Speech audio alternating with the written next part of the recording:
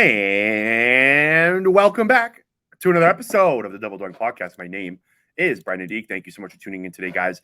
If you haven't already, please hit that subscribe button. It would be greatly appreciated. You can also take some time and rate the podcast and review the podcast wherever you do listen to your podcast. It would also be greatly appreciated. Thank you for everyone who has been subscribing on the YouTube channel.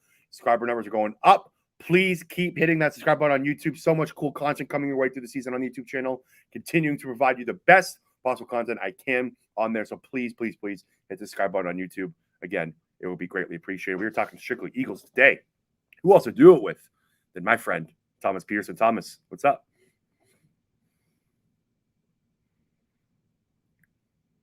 Oh, there we go. Yeah, there we go. What's up, Brendan? How are things?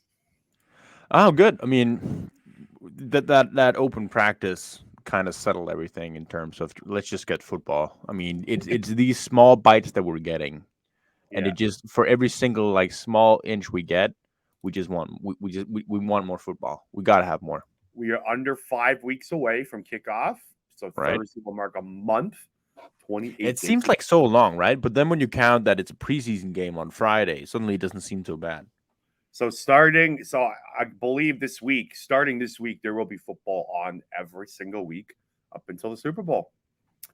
So we're in the dog days, baby. We're grind time, and tons of interesting storylines in Eagles training camp that have happened since we last spoke.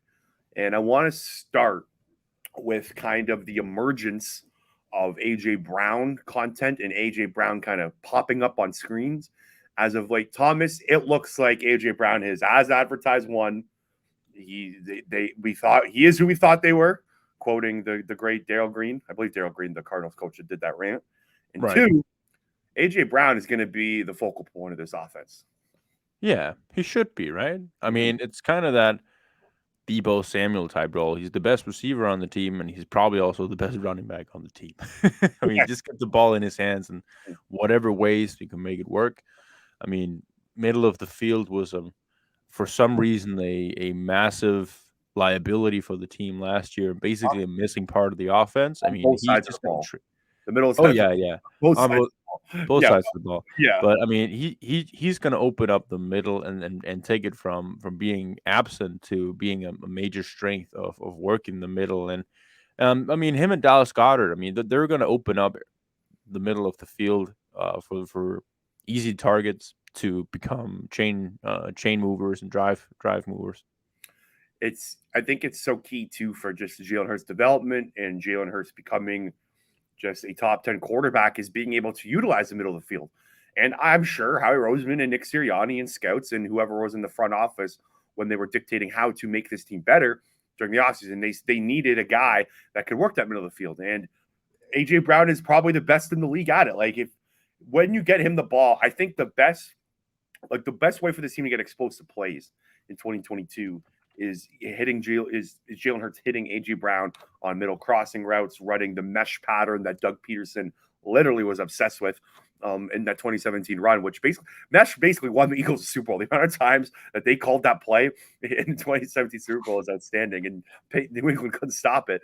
But that's I'm assuming they're going to just continue, or they're going to kind of reutilize using the middle of the field with A.J. Brown and getting him the ball in the middle of the field. You can't stop him. With him with the head of steam going through the middle of the field is one of the best receivers in the NFL, if not the best.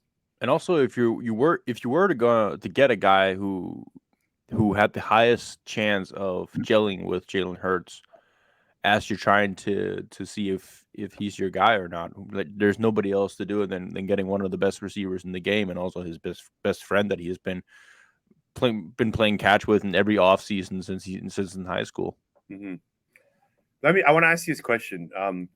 If you had to rank in targets, who would finish with the most targets in the year? A.J. Brown, Dallas Goddard, Devonta Smith. How would you put them in order? A.J. Brown, Dallas Goddard, Devonta Smith. Okay, so you think Devonta Smith's going to be the third most targeted player on the team? Okay. I think they're going to, like we just said, I think A.J. Brown's going to be the focal point of the offense. I think Dallas Goddard is going to get a lot of targets to move the chains and to get him involved as much as possible. I think Devonta Smith is going to have his numbers I think are probably going to be looking the same as last year. Maybe he's going to creep just over 1,000 yards, Mhm. but I think it's going to look very much the same. And I'll be surprised if AJ Brown doesn't go over 1,200. I think that's probably about. I was thinking about that question today, and I was having a hard time dictating between Goddard and Smith, but if I feel like Goddard's probably the right answer, you're probably right. Yeah, Any I worry mean, about? AJ is a guy that you can feed the ball. You can scheme it up to feed him the ball in so many different ways. Mhm. Goddard, I think, naturally is going to be a heavy target, simply because of the some if they're going to run some of the same concepts they did last season. They had a bunch of sail concepts, and that just opens up for Dallas Goddard, or these RPOs where they have Goddard coming out of like a fake split zone block, and he's out in the flat and he gets the ball. I think we're going to do a ton of that as well this year. Devontae Smith is a little bit more of he's going to get open a lot, but I don't think it's something you're going to scheme into that game. I mean, I think that's going to come in like flows. So it's going to be games where he kind of pops off when he's going to be making plays. It's going to look really good. He's going to get open on the routes, but it's primarily as a receiver. It's Mhm. not that much as a gadget player. It's not going to be as a weapon. If I mean, I don't like that word, but you mean he's not that the guy you just feed the ball into. Yeah. And I think it's important too. That's a great point because if you take a look at last year, some of their bigger is in the Tampa Bay Buccaneers game when remember when Smith kind of broke off, they were down by like 30 points or something already, and Smith broke off that big that wide receiver kind of bubble screen and he took it Mhm. like 30 to 40 yards. Now you can kind of mix in AJ Brown and he does that stuff well, and then you can have Devonta Smith running routes. Like it just opens up the field for Devonta Thomas. I want to ask you this. Devonta Smith hasn't practiced with a groin injury. Nick Sirianni said that they are just being cautious, which they should, and he's going to be fine. But do you have any sliver of worry about Devonta Smith so far, just not basically shining in camp? Do you have any sliver of worry about him?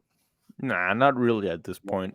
I think because I don't think he has anything to prove, Yep. and I don't think it moves a lot in terms of how productive he's going to be with Hurts. And like they worked out a ton in the off season already.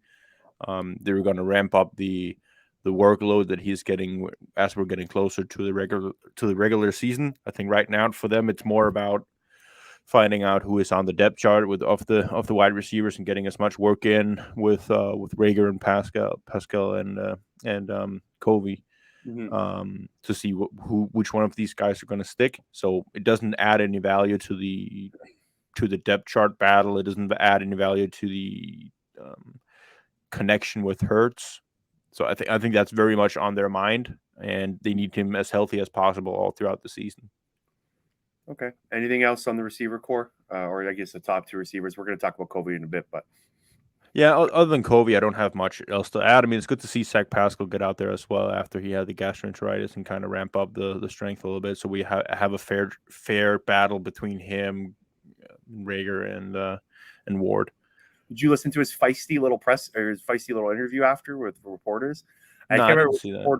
which reporter asked him. I can't remember which it was, and they kind of asked him like, "Are you okay with being the fourth wide receiver?" And he didn't take it too pleasantly. He doesn't like being labeled as like a fourth wide receiver, which it's what he is. Like that's what he's going to be on this roster.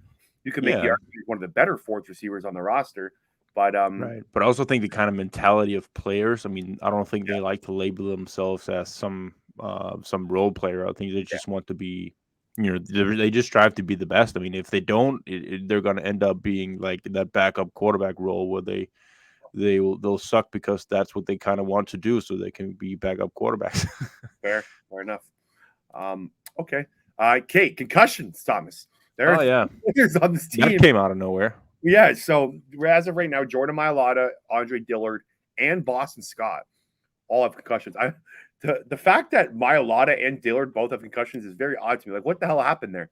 Did they just like butt heads in the locker room? Like, like were they getting it Right, pumped before and in the practice and same in the just same heads?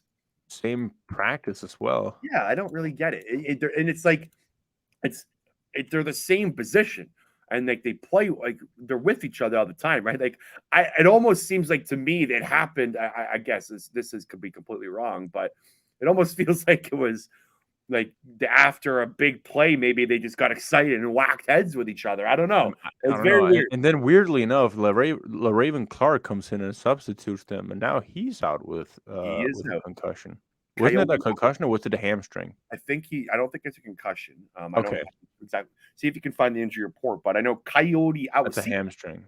Coyote Awasika was playing first team left tackle. So Yeah, that's a guy that you mentioned before training camp as a guy to look out for as well in terms of making that ninth, eighth, ninth, or 10th roster spot. and I think it's actually kind of cool that he's getting left tackle plays Yeah, because you can see that the versatility there. Like you want, especially if you're an offensive line trying to make a roster towards the bottom of the roster, the best way to do that is to be versatile and play other yeah. positions. So yeah, the concussion thing's weird. I just wanted to kind of bring that to the table. It doesn't sound like they're serious. Again, this is all just kind of precautious. So, but again, with concussions, you never know. They're finicky. They can be worse one day, better the next day. So, just something to keep an eye on. Just take those hats off. I don't remember when the Eagles had like 3 concussions in the first Yeah. week of practice, and this is the first time they're using these bubble heads. Something I don't know. Sticking with offensive linemen, we'll talk. We'll have 2 topics kind of surrounding that right now.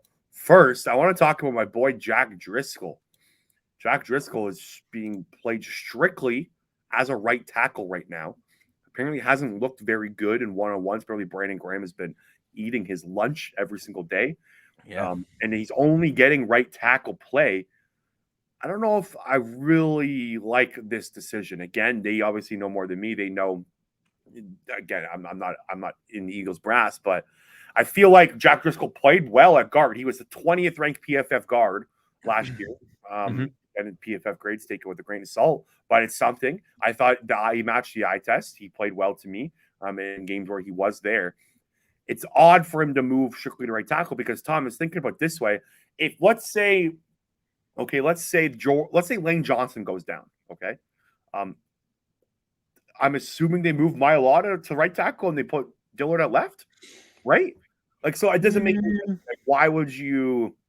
Why I don't get why you would throw Jack Driscoll strictly at right tackle when even if the starting right tackle goes down, you're going to not play him, right? I don't know if I'm making sense. Right. I don't. Yeah, I don't know if it's just like a phase of the training camp for him. I mean, he played some right guard last year, so they know he can kind of do that. I guess that his primary backup position would be right tackle. Because if like Isaac Samalo has solidified that right guard role, I think that's pretty safe to say. Um, I think it's easier to slide in guys to play that right guard position than it is to slide in guys to play the right tackle position. So probably they feel like there's more value in having Driscoll ready to go at the right tackle position now that Yeah, Lane's ankle has been bothering him for three plus years.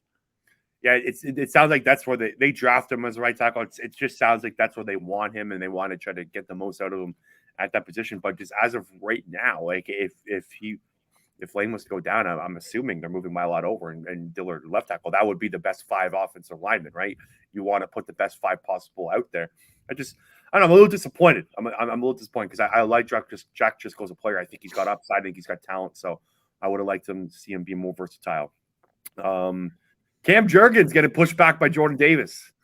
Yeah, I mean, sneaky good rep by Cam Jurgens. I mean, that's the thing that we're not talking too much about. Like, if we actually put that in a game situation, I'd like that Cam Jurgens, who has been labeled as the undersized center, holds up Jordan Davis for 3-4 seconds before being pushed back into the dummy quarterback without any guard help and with the straight on bull rush from Jordan Davis. But I mean, it's kind of a win-win play because it's so damn impressive that as like Jordan Davis just picks up Cam Jurgens and just moves him backwards, and there's nowhere for him to go, and it's just panic moves all the way back. But I mean, credit Cam for not falling and not tripping and actually holding his hands in a placement where Jordan just can't like flip him to either side, because if he actually loses, that's the difference. That's the key.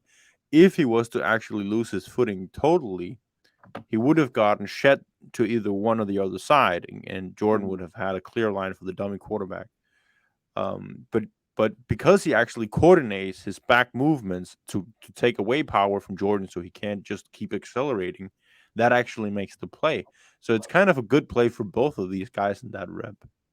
Although it just looks like Jordan Davis is a massive beast in that. Have you seen the clip? I don't know who did it on Twitter. I'm gonna find it and send it to you. But someone made a clip and they did it in rewind mode, so it was like they reversed the video, and it looks like Cam Jurgens is pushing Jordan Davis, and he's like bunny hopping. It looks really funny. I'm gonna send it to you, and they gave me a really good laugh this morning. I'll dig it up and find it. But yeah, this is going back to my big take, man. I was a Jordan Davis guy from day one. If you go back and listen to podcasts, when me and Tom was talking pre-draft, I don't know how you were on him, but I was. Jordan Davis was the guy from day one. I still blown away that he was fell to 13th. I think he had top 5 upside in this draft. And look, this is a massive, massive man. Jordan Davis is one of one. He is a unicorn. There has never been a player in the NFL that big and that fast. That's why Howie Roseman drafted him. Just think about this. Howie Roseman has seen every single draft prospect come through Philly or come through the NFL draft process. Sorry. Howie Roseman probably saw Jordan Davis and said, whoa, holy crap. Like, I haven't seen this guy before. So, look, I'm so happy that he's looking the part. And this he could be a superstar in the making. Jordan Davis has that much talent and has that much upside. Yeah, well, 100% agree. I mean, the stock is just continuously rising every week and with every practice. I mean, Jimmy Kemsky put out a piece this week where he said like the what basically looks like the attitude of offensive linemen when they're going against him is that, all right, shit, I'm gonna get pushed back. Like, don't fall back, and then he spins around them or swim moves around them, or like, so the athleticism just shows, despite him just being so like massive and strong and in his bull rush game, and then pop out of nowhere he spins like he's 40 pounds lighter. Mm-hmm. So, James Bradberry looking pretty darn good so far in training camp, Thomas. Yeah. You had a tweet about that. He's actually from the beat writers and from content that I'm seeing coming out of practice, he's almost been the most impressive Eagle so far. Right. I mean, that's been, for at least for a couple of guys that I really like to judge these things on, like McMullen at Kratz. I mean, they both these guys, Jimmy Kemsky as well. Speaking of him, all have been raving about Bradberry and how he continuously makes good pass breakups on balls and one-on-ones against receivers, which in training camp on these 7-7s and one-on-ones, they're really set up for the wide receivers to win. So whenever you have a cornerback who goes stride for stride with the receivers and actually get pass breakups in those, not just poor quarterback throws, but actual breakups on the ball, that's always a really good sign of good cornerback. Yep. And Darius Slay talked about it today as well, or yesterday. What the addition of Bradberry really means to their tandem at cornerback and how they're helping each other in their game, because Bradberry is a lot more physical cornerback, so he's giving out tips for Slay and how to handle a more physical receiver like AJ Brown. We saw Slay when he was against DK Metcalf, one of the toughest games that he's had in his career. Yeah. And Chase Claypool as well. He had some massive pass interference calls in that game as well, because there was simply some size difference and some physicality that he's not really used to. He's more of a quick feet kind of guy and quickness kind of guy, and that's how he wins mostly when he wins. So it's cool to hear they're feeding off of each other and kind of supplementing each other in that way. And also for Bradberry and learning how to deal with the speedsters of Quez Watkins and Devontae Smith, who is some practices having his way with Bradberry, it sounds like. Yeah, it's funny. If you think back to it, I think it was the Eagles' worst offensive game by far during the season, and probably one of Smith's worst games was that end of the year Giants game. James Bradberry is a tough matchup for Devonta Smith, right? Like, Devonta Smith is gonna be a great NFL player, but the physicality of Bradberry, like those long arms getting in your face, like that was a tough matchup for Smith, and it almost looks like that's translated into training camp battles when the two are going up against each other. And I love that point that you brought up, that Smith and Bradberry feeding off each other. It's funny if you think. Let's say this all goes well. Like let's say the secondary or the cornerback room, we'll stick to that, just plays very well, and they're a top 5 unit in the NFL. You have to think back to how this happened. Like James Bradberry fell in the lap of the Eagles, like a division rival with cap issues, which they probably could have found a way to keep him. Like he was a cap casualty, basically. They got rid of him, and then the division rival signs him, and he becomes a top corner in the league. Like it would be a very, very interesting story. Just a kind of a little nugget if everything kind of falls in place, like how funny this is, and then just how football works, right? Like just little moves like that just kind of move the needle. Yeah, for sure. And it like you said, couldn't have come at a better time for the Eagles. They needed that second cornerback. It's funny, Howie Roseman sat out, didn't draft one. They didn't draft a corner, right? Yeah, they didn't even draft a single cornerback in the draft. So they signed up a few undrafted ones, but it worked out, man. Like it all fell into place. Did they draft a DB in general? Did they draft a single DB? They did not. I don't think so, right? No, I don't think they did. Yeah. Nope. And they have a bunch of undrafted ones that have actually apparently Josh Joby had a really good practice yesterday. And, there's going to be some guys that will be really interesting to follow in the preseason game. Okay, couple just bottom of the roster bottom roster battles that I find very interesting right now. Josiah Scott Thomas has moved over to a full-time safety role. He's now a full-time second safety. Find that very interesting. It's funny because he has a very similar build to Avonte Maddox. Like they're almost like the same player in attributes like size, speed, whatnot. And I remember like a lot of people were kind of banging the drum. Hey, let's move Avonte Maddox to safety. He can't do outside corner. He's found his role as a slot corner, and they kind of did the same. Now they're moving Josiah Scott to safety, kind of similar to what people wanted with Avonte Maddox. And it sounds like he's doing a good job. He's a pressing coach. He's getting some run at second team. And I think this means that Kayvon Wallace is probably bound to be cut, right? Look, because they're searching for safety depth. Yeah, right? I mean it's going to be a battle for sure, and it doesn't sound like Wallace has been impressing anybody. No. Let alone the coaches, because he started out training camp getting significant first team reps with Marcus Epps, and it hasn't really been repeated. Yeah. The further we've gotten into camp.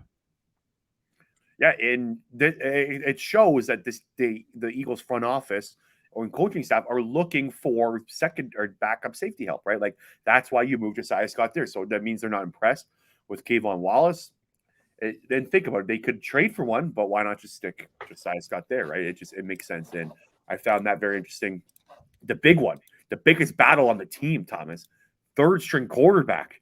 It sounds like Carson Strong is not so strong. Not so strong. Right? Yeah. Great minds think alike, baby. It sounds like Reed Sinet's winning this battle.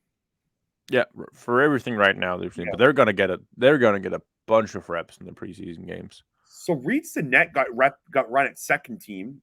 Yes, for the past 2 practices, he split reps with Gardner Minshew at second team. Gardner Minshew apparently is not having a great training camp. This idea has been thrown around, kind of in the offseason that Gardner Minshew could be on the trade block.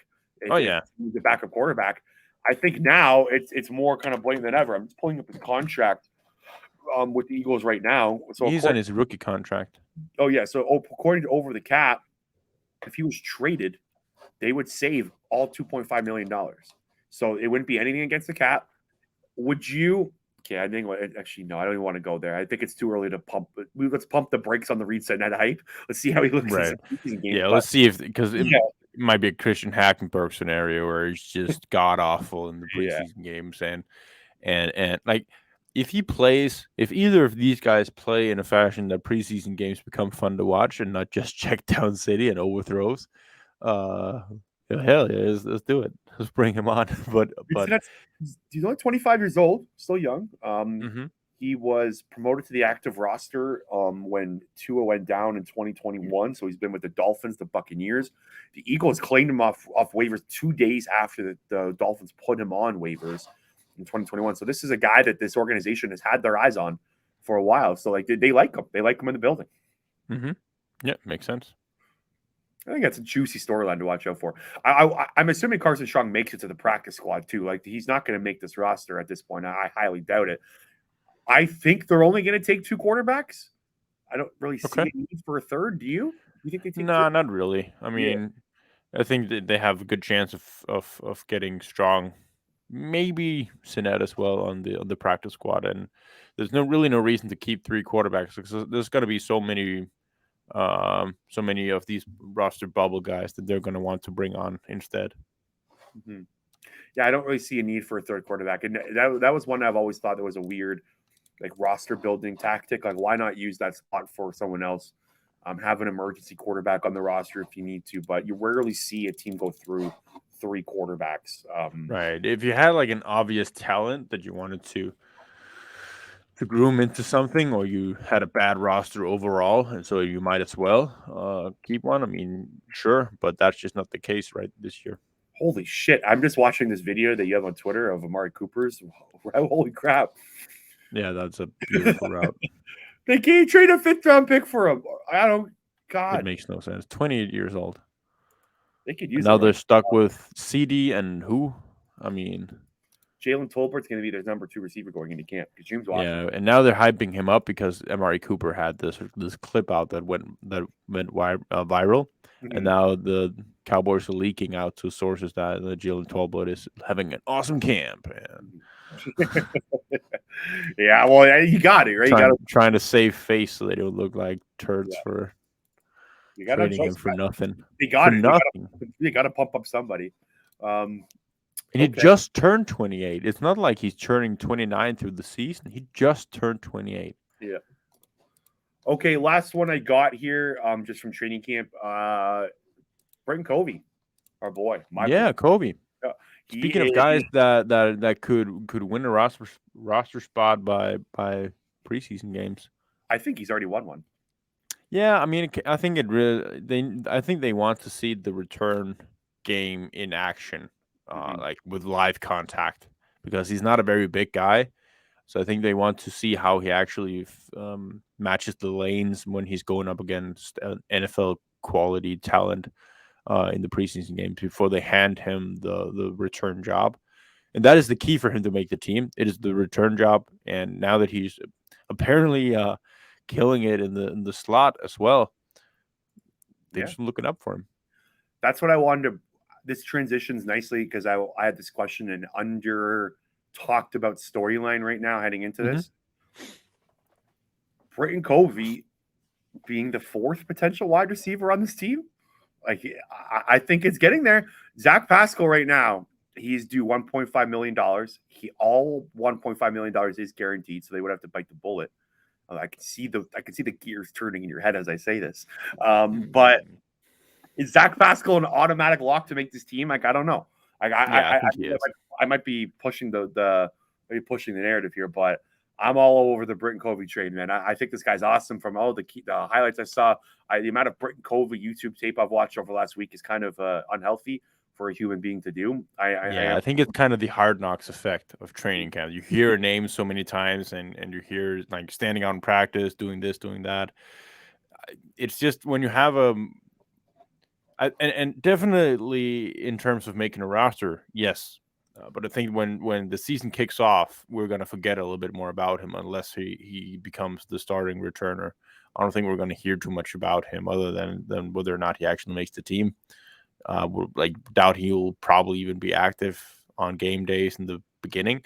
But yeah, it's a fun story. And if he pops up, like if he gets like one big return in preseason, is his job. And who knows where that can take him. Like the Quez Watkins play in Pittsburgh when right. That play solidified Quez having a future with the team.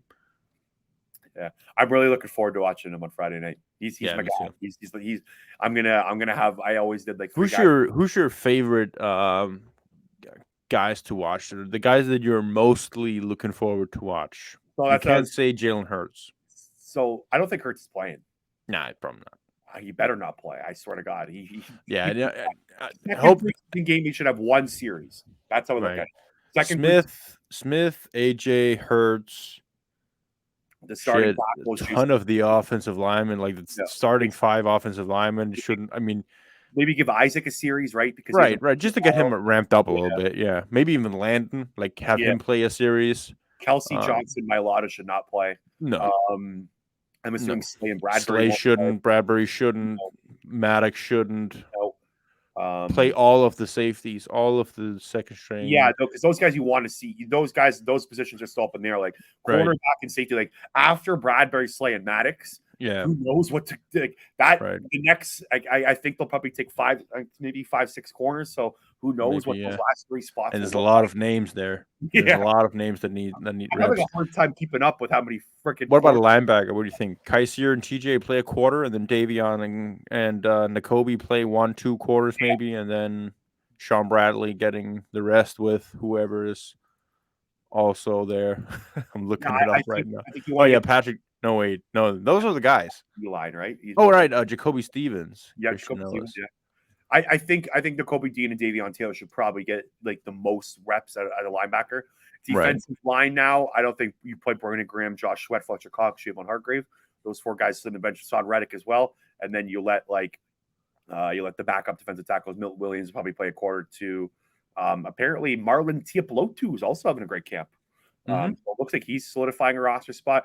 It's nice to see too because he was bad in preseason last year. Yeah, he was bad. He was bad. So Teron Jackson, I'm really looking forward to see what steps he's taken.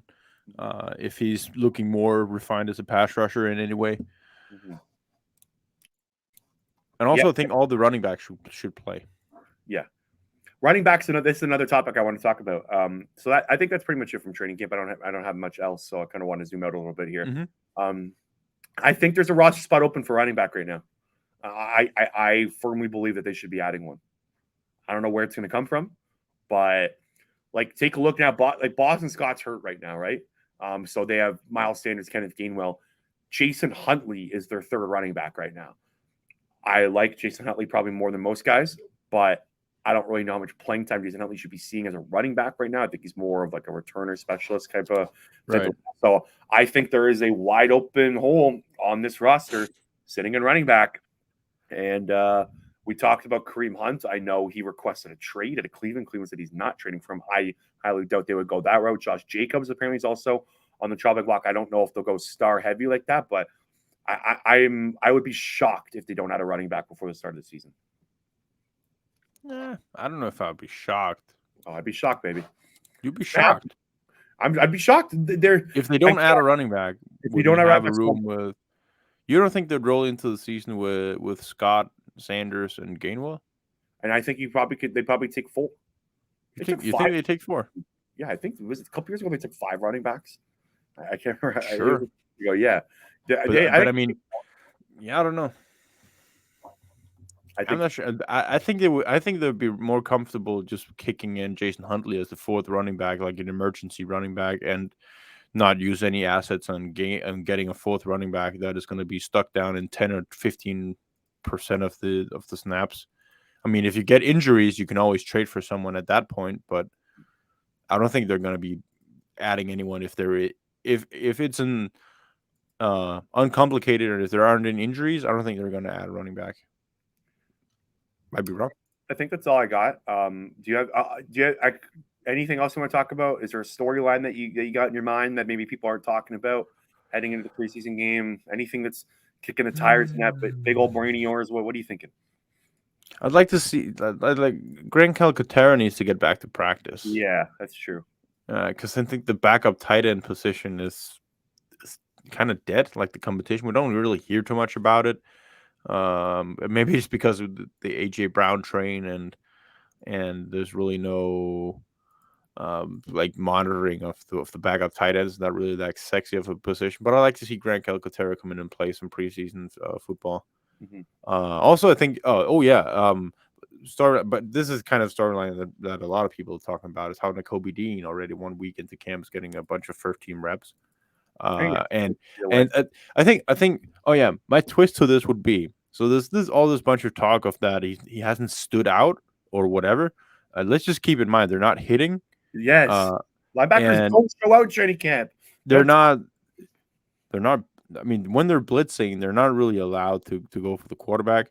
It's a shit time to stand out as a linebacker. So unless you're obviously getting a hand on the ball and causing a pass deflection, you can't say that you're not standing out unless you're looking bad. Because maybe 95% of the guys at practice who the reports are coming from, they have no idea what they're looking at. They have no idea what gap assignment is. They have no idea what zone coverage they're supposed to be dropping into. They have no idea what the actual calls are. I mean, only the coaches know that.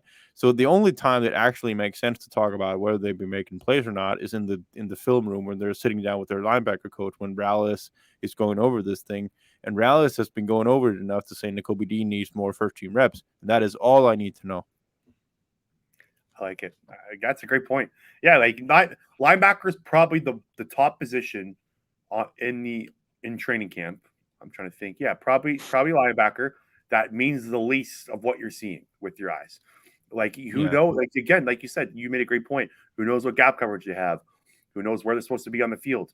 If they're not getting burned and you don't see it, that's probably the best thing, right? And there hasn't been like Kobe Dean's been burned in pass coverage yet. We haven't seen anything like that. So yeah, you can literally have a play where Davion Taylor is dropping back into coverage and causing a pass breakup, and he was supposed to be blitzing on the play, or he's supposed to be in the flat on that play, and nobody gives a shit about his pass breakup. They're going to be yelling at him for not being in the right place. Exactly. I'm 100% with you on that one. Okay, I think that's all she wrote for today.